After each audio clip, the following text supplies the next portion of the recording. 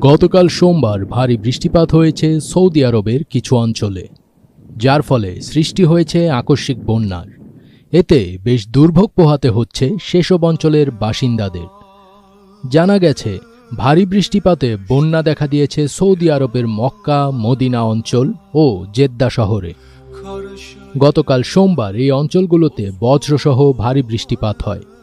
সৌদির রাষ্ট্রীয় সংবাদ সংস্থা সৌদি প্রেস এজেন্সির এক প্রতিবেদনে এসব তথ্য জানানো হয়েছে।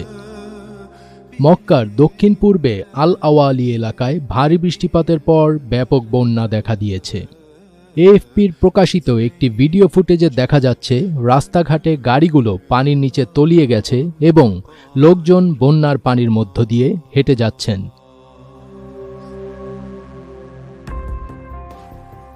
সৌদি আরবের ন্যাশনাল মেটিওরোলজিক্যাল সেন্টার সারা সপ্তাহ জুড়ে হালকা থেকে ভারী বৃষ্টি এবং বজ্রসহ বৃষ্টি এবং ধূলিঝড়ের পূর্বাভাস দিয়েছে। দেশটির পরিবেশ, জল ও কৃষি মন্ত্রণালয়ের তথ্য অনুযায়ী বদর প্রদেশের আল শাফিয়া হতে সর্বোচ্চ 49 মিলিমিটার বৃষ্টিপাত রেকর্ড করা হয়েছে। এরপর সর্বোচ্চ বৃষ্টিপাত রেকর্ড করা হয়েছে জেদ্দার আল বাসাতিনে। সেখানে 38 মিলিমিটার বৃষ্টিপাত রেকর্ড করা হয়েছে। মদিনায় মসজিদে নববীতে 36.1 মিলিমিটার ও কুবা মসজিদে 28.4 মিলিমিটার বৃষ্টিপাত রেকর্ড করা হয়েছে। এদিকে আকস্মিক বন্যার কারণে জেদ্দা ও মদিনায় রেড অ্যালার্ট জারি করা হয়েছে। স্থানীয় আবহাওয়া অফিস জানায়, মাঝারি থেকে ভারী বৃষ্টিপাত, বজ্রপাত, ধূলিঝড়ের পূর্বাভাস সহ এ ধরনের দুর্যোগপূর্ণ আবহাওয়া আগামীকাল 8 জানুয়ারি বুধবার পর্যন্ত অব্যাহত থাকবে। গালফ মিডিয়া, আরব নিউজ সহ বিভিন্ন সৌদি মিডিয়ার খবরে বলা হচ্ছে, মদিনায় তীব্র বৃষ্টিপাত এবং আকস্মিক বন্যার কারণে রাস্তাগুলো যেন নদীতে পরিণত হয়েছে।